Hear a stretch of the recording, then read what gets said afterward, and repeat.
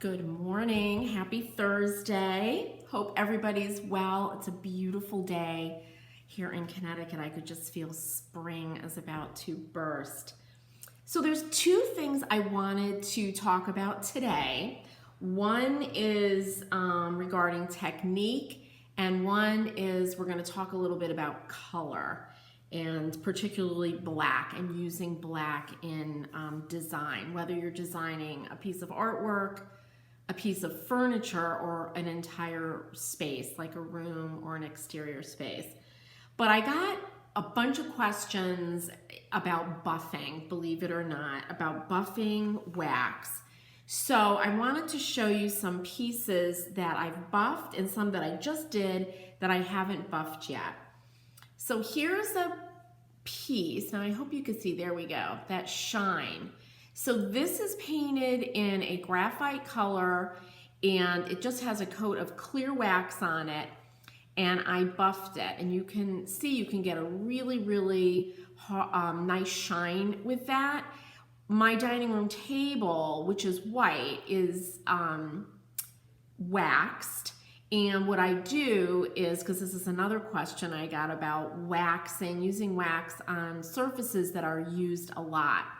So what I do with that is I apply a coat of wax, leave it to dry overnight, buff it the next day, immediately apply another coat of wax, wait for that to dry until the next day, buff it, and I do that one more time. So 3 coats of clear wax buffed with 24 hours in between, and you get a very durable hard surface. And I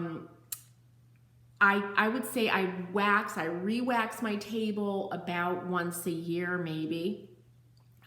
The big difference between waxing a table and using a poly is that when the poly starts to wear, you have to redo the entire top of the table. When the wax starts to wear, I just apply another coat of wax. So that's why I use it for myself in really high traffic areas. All right, so that's what it looks like. Now here is a piece of molding, and there you can see that's waxed but not buffed. So it's got this really nice satin finish. So these are the differences, the buffed and the not buffed. And when you have a piece that you've waxed and you're not gonna buff it, it will stay looking like this unless you constantly touch it, which is like a natural buffing process. I love that. I love antique, authentic finishes that you can see are like a living finish and they change and evolve. I have no interest in applying something and having it freeze. After coming back from France and Italy, I was lucky enough to go there, and you see those painted surfaces and marble and the age and patina. That's what I'm all about. So I'm not interested in a poly frozen surface that frankly is going to chip and just not look so great. So that's the difference. Now, buffing, there's 2 things or more actually that you can do. You can use, I always say, you'll hear me say an old white t-shirt. And the reason I say an old white t-shirt is that a new piece of cotton has lint. So imagine you buff this nice black painted molding and you fill it up with white cotton lint. You're gonna get a haze, so you don't want that. So an old t-shirt's been washed a bunch of times and the lint is all out. You can also use a microfiber cloth because it doesn't have any lint. Linen fabric, which is why you'll see them polishing crystal with linen, leaves no lint, but I don't know that I want to use my linen. Or you can use a buffing brush. And this is one I got, it's from Jack Richson, R-I-C-H-E-S-O-N. I've had it for years and I just love it. I only use this on dark colors though, because I noticed when I used it on a white piece, oh my God, and it was new. Something, they either dye these bristles or something, but it was coming out in my white paint. So be really careful. So to buff, and you'll see, look at that shine develop. So that corner is not buffed, this is buffed. And you can get a really beautiful sheen and actually a high shine, especially on these dark colors. So this is Nocturnal. It's a true black, and look at that shine. If you buff your piece and you're like, oh my God, it's just too shiny, all you have to do is get a very fine piece of sandpaper and knock that back a little bit, or a sanding sponge that you've used a lot, and that will just knock down that shine that you developed. So here's a white piece. We're not going to use the brush, and it's matte.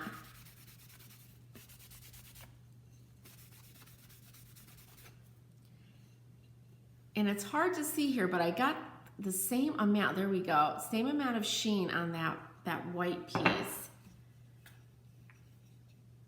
And this is a really pretty kind of pinky red.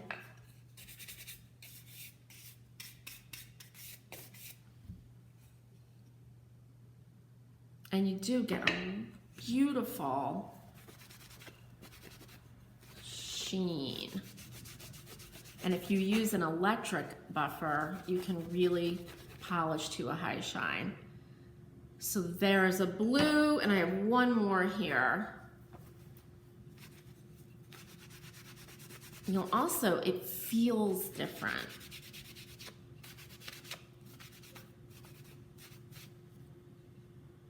So there's buffing in a nutshell. Okay, what I wanted to talk about as far as color goes, because I got a question about this.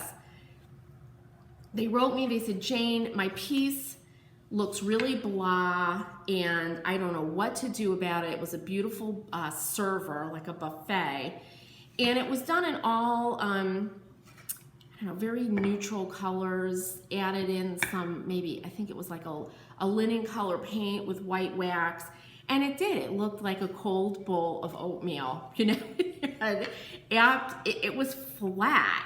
So kind of like, you know, these two colors together, beautiful colors, you know, more like this.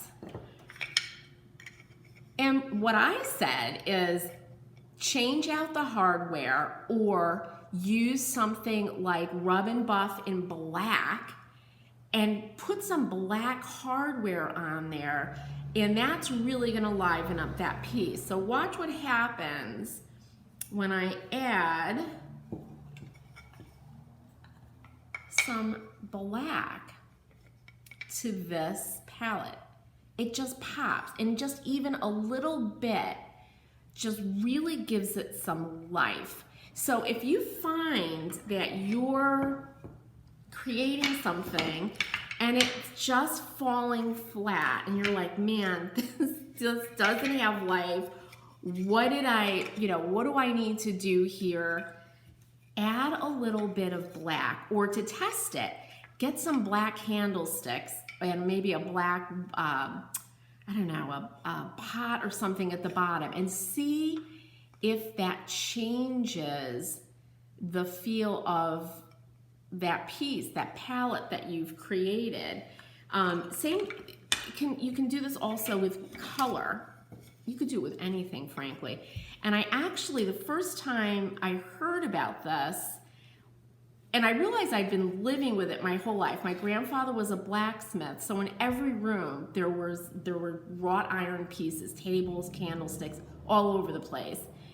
But I used to do hair, and I was doing a designer's hair, and I was asking him about the design in my salon, and he said, "You got to put some black in here," because I did everything white. He says, "You got to put some black in here. Every room should have a little bit of black because it grounds the room." And I did exactly what he said, and it was beautiful. So here we have some greens, and we take our black,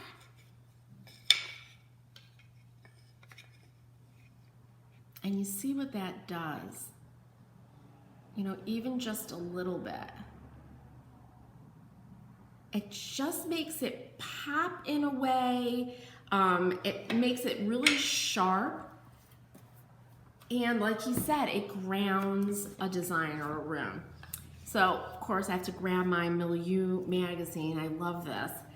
But if you look at this palette, so there's this really beautiful periwinkle blue, lots of white. So imagine just those two, you know, but they've added this black print here and the black on the linen of the chair. And boy, that just pulls it all together. And the same thing goes with this, you know, with an entire room like this. Look at this kitchen. It's a lot of neutrals, but they've got that back wall of black painted cabinets. And your eye goes right to it. It's a really tailored, beautiful look. There's also sections of the ceiling that are painted black. Now, for the furniture painters out there, which is pretty much all of you, you look at this piece and it's like, okay, well, where's the black, Jane? Inside, you see in all the little cracks and crevices, they used some black. And this was absolutely redone. This is not the original finish, but they did it on the bottoms of these draw panels and all the nooks and crannies. They used a black, like a graphite black. And that really brings life to this pine, this kind of scrubbed pine table. I don't know if you guys can see this, but I love it. So see this door at the end of this long, beautiful hallway, painted a gorgeous blue, but it's got black hardware. And there's black hardware and little accents all the way down. And your eye really is drawn to that. All right, let me see.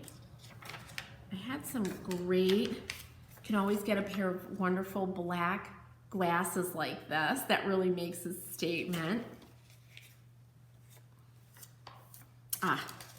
So here's really like my salon, which wasn't as beautiful as this room, but very neutral, very light. And look what they did here. They have black lampshades, this black painted mirror, and this black ottoman. Without, and this beautiful piece of artwork in the back with some black in it. Without that, this would be a very, you know, beautiful room, but a little flat. Okay, same here. It's just the black wrought iron bed and the curtain rods. And it makes the whole room pop. So when you find yourself looking at a piece of furniture and you're like, man, it's just, it's flat, blah, add some black or add some dark color, like a really dark graphite or a really rich coffee bean, you know, really dark color. It could be the hardware, it could be the accessories around the piece, and see how that changes it. Don't repaint the whole piece. You can also add accents, like little, you know, black pinstriping around draws. But before you do that, think about the hardware and what's around that piece, especially when you're selling painted pieces. That will help the whole piece pop and look really beautiful. So that's the lessons for today. Buffing and using black in your design, whether it's on a piece of furniture in a whole room. Any questions at all, leave them in the comments. Have a wonderful Thursday. Enjoy. Spring is almost here. I can't wait. And happy painting.